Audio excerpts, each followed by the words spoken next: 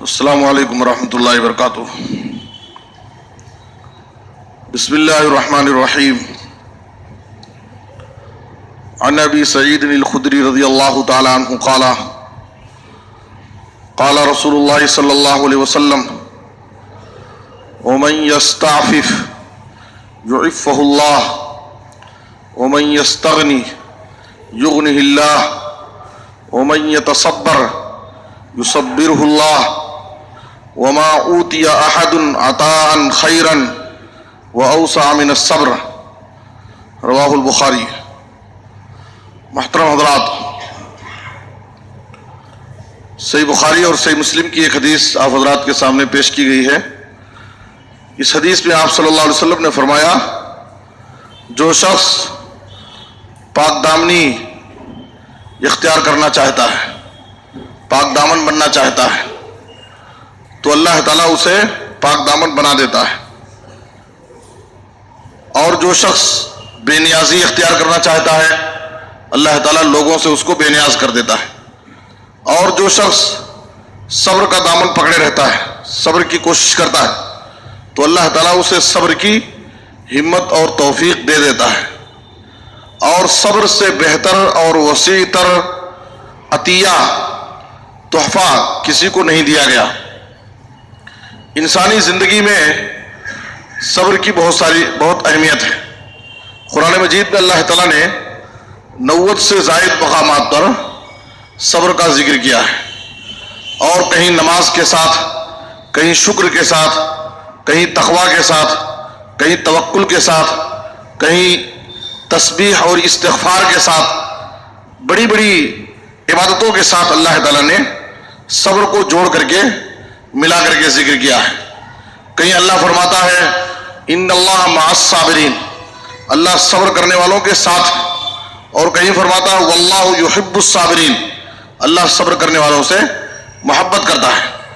صبر ایک ایسا عظیم عمل ہے جس کے لیے اللہ تعالیٰ نے بے حساب اجر و ثواب کا وعدہ کیا ہے۔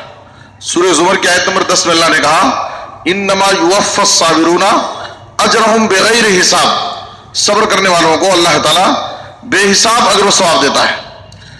گزشتہ 2 درس میں آپ کے سامنے معصوم چھوٹے بچے کی موت پر صبر کرنے والے والدین کی کیا فضیلت ہے، ان کا مقام کیا ہے، اس تعلق سے بعض حدیثیں ذکر کی گئی تھی۔ آج کے درس میں بیماری پر صبر کرنے کی کیا فضیلت ہے۔ بیماری اور تکلیف میں صبر کرنا یہ ایک سچے مومن کی پہچان ہے۔ بیماری اور تکلیف میں صبر کرنا ایک سچے مومن کی پہچان ہے۔ قرآن مجید میں سورہ بقرہ کی آیت نمبر 170 پر 7 میں اللہ نے کہا وَالصَّابِرِينَ فِي الْبَأْسَاءِ وَالضَّرَّاءِ وَحِينَ الْبَأْسِ أُولَئِكَ الَّذِينَ صَدَقُوا وَأُولَئِكَ هُمُ الْمُتَّقُونَ، یہی سچے مومن ہیں اور یہی متقی لوگ ہیں جو تکلیف میں، بیماریوں میں، پریشانیوں میں صبر سے کام لیتے ہیں۔ اور بسا اوقات بعض لوگ کسی کو اگر بیماری اور تکلیف میں دیکھتے ہیں تو اس کے تعلق سے بدگمانی میں مبتلا ہو جاتے ہیں کہ یہ شخص مسلسل بیماریوں میں مبتلا ہے، اس کا مطلب یہ ہے کہ یہ شخص گنہگار ہے، اس کے اندر کچھ بری عادتیں ہیں، فلاں ہے فلاں ہے۔ دیکھیں، ایک گنہگار، فاسق و فاجر انسان کی زندگی میں اگر بیماری ہے، بلائیں ہیں، تو یہ اس کے گناہوں کا سبب ہے، یہ اس کے لیے عذاب اور سزا ہے۔ لیکن ایک مومن، متقی، نیک انسان کی زندگی میں اگر تکلیفیں ہیں، بیماریاں ہیں، پریشانیاں آتی ہیں، تو یہ اس کے ایمان کا امتحان ہے، اور اللہ تعالیٰ اس کے ساتھ خیر کا معاملہ چاہتا ہے۔ اللہ تعالیٰ اس آزمائش سے، اس امتحان سے اللہ تعالیٰ اس کے بشری تقاضے کے مطابق جو اس سے گناہ سرزد ہو جاتے ہیں، ان گناہوں کو اللہ تعالیٰ مٹانا چاہتا ہے، اور جنت میں اللہ تعالیٰ اس کے درجات کو بلند کرنا چاہتا ہے۔ ایک مرتبہ صحیح مسلم کی حدیث میں ہے، عبداللہ بن مسعود رضی اللہ تعالیٰ عنہ نبی صلی اللہ علیہ وسلم کے پاس آئے، آپ صلی اللہ علیہ وسلم کو سخت بخار تھا، تو عبداللہ بن مسعود رضی اللہ تعالیٰ عنہ تعجب میں پڑ گئے کہ نبی صلی اللہ علیہ وسلم کو اتنا بخار؟ کہا اللہ کے رسول کیا آپ کو بھی اتنا سخت بخار ہوتا ہے؟ تو کہا ہاں، بلکہ تم میں سے 2 آدمی کے برابر مجھے بخار ہوتا ہے۔ تو عبداللہ بن مسعود رضی اللہ عنہ نے کہا اس کا مطلب آپ کو اجر و ثواب بھی 2 آدمی کے برابر ملے گا، آپ کو دوہرا اجر ملے گا۔ تو نبی صلی اللہ علیہ وسلم نے کہا ہاں بات ایسی ہی ہے. اس کے بعد آپ صلی اللہ علیہ وسلم نے کہا یہ صرف میری خصوصیت نہیں ہے بلکہ آپ صلی اللہ علیہ وسلم نے کہا ما من مسلم یصیبہ اذى من مرض فما سواه الا حط اللہ به سیئاته کما تحط الشجرۃ ورقها. کوئی بھی مسلمان بندہ جب اس کی زندگی میں کوئی تکلیف کوئی بیماری لاحق ہوتی ہے اور وہ اس پر صبر کر لیتا ہے تو یہ بیماری اس کے گناہوں کو ایسی ہی مٹا دیتی ہے جیسے درخت سے پتے جھڑ جاتے ہیں. جیسے درخت سے پتے جھڑتے ہیں ویسی اس انسان کی زندگی سے گناہ بھی جھڑ جاتے ہیں. تو یہ بیماری مومن کی زندگی میں نیک بندے کی زندگی میں اس کے گناہوں کی مغفرت کا ایک بڑا اہم ذریعہ ہے. شرط یہ ہے کہ بندہ صبر سے کام لے. ایک دوسری حدیث جو صحیح بخاری میں ہے عطا بن ابی رباح نے کہا کہ مجھ سے ایک مرتبہ عبداللہ بن عباس نے کہا الا اریکا امراۃ من اہل الجنہ, کیا میں تمہیں ایک جنتی عورت نہ دکھاؤں؟ تو عطا بن ابی رباح نے کہا بلا, ہاں کیوں نہیں, مجھے جنتی عورت دکھاؤ. کون جنتی عورت ہے؟ تو اس وقت عبداللہ بن عباس نے کہا دیکھو یہ کالی عورت جو نبی صلی اللہ علیہ وسلم کی خدمت میں حاضر ہوئی اور اس نے کہا انی اسرع و انی اتکشف فادعوا اللہ لی, مجھے مرگی کا دورہ پڑتا ہے اور جب مرگی کا اٹیک ہوتا ہے میرے اوپر تو میں برہنہ ہو جاتی ہوں, میرے جسم سے کپڑے ہٹ جاتے ہیں, تو آپ اللہ سے میرے لیے دعا کر دیجئے تاکہ میری بیماری ختم ہو جائے. تو نبی صلی اللہ علیہ وسلم نے اس خاتون سے کہا ان شئت صبرت ولک الجنہ و ان شئت دعوت اللہ ان یعافیک, میں تجھے دو باتوں کا اختیار دیتا ہوں, اگر تو چاہے تو اس بیماری میں صبر کرے اور اس صبر کے بدلے اللہ تعالیٰ تجھے جنت دے گا. تو آپ غور کیجئے بیماری پر صبر کرنے کی وجہ سے اللہ تعالیٰ نبی صلی اللہ علیہ وسلم نے جنت کی بشارت سنائی ہے.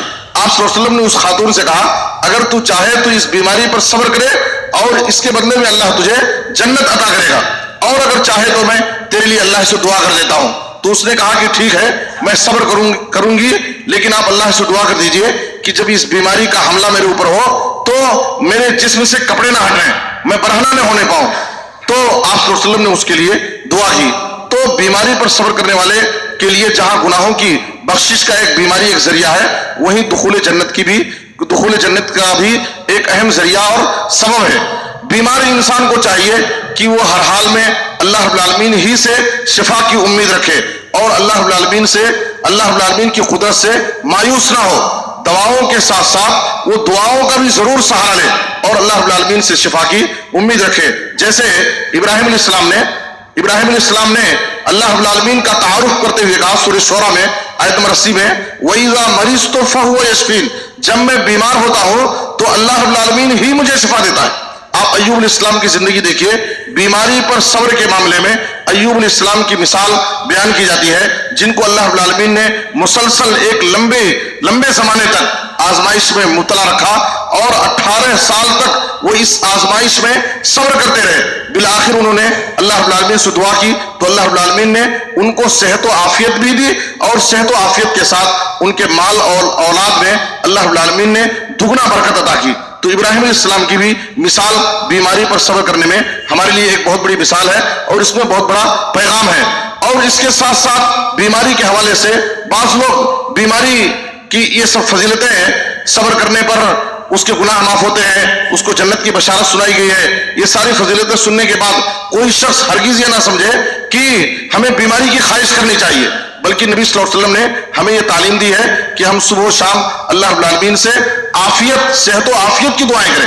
اللہم انی اسألک العفو والعافیہ فی الدنیا والآخرہ, اللہم عافنی فی بدنی, اللہم عافنی فی سمعی, اللہم عافنی فی بصری, لا الہ الا انت. اے اللہ تو میرے جسم میں عافیت عطا فرما, میرے کان میں میرے آنکھ میں عافیت عطا فرما.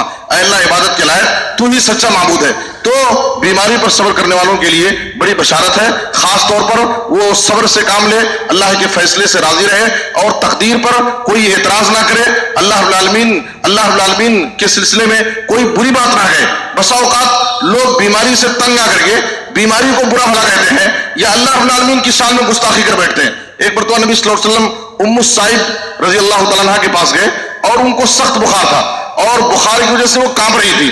تو نبی صلی اللہ علیہ وسلم نے ان سے خیریت پوچھی تو انہوں نے بخار کو برا بھلا کہا. تو آپ صلی اللہ علیہ وسلم نے کہا لا تسب الحمى فإنها تذهب خطايا بني آدم كما يذهب الكير خبث الحديد. تم بخار کو برا بھلا مت کہو، اس لیے کہ یہ بخار بنو آدم کے گناہوں کو ویسے ہی مٹا دیتا ہے جیسے لوہار کی بھٹی لوہے کے میل کچیل کو ختم کر دیتی ہے۔ تو اس لیے ہمیں چاہیے کہ ہم نبی صلی اللہ علیہ وسلم کی ان تعلیمات کو سمجھیں اور ان پر عمل کرنے کی کوشش کریں۔ اللہ ہم سب کو نیک توفیق دے، آمین۔ صلی اللہ علیہ نبینا محمد و آلہ وصحبہ اجمعین۔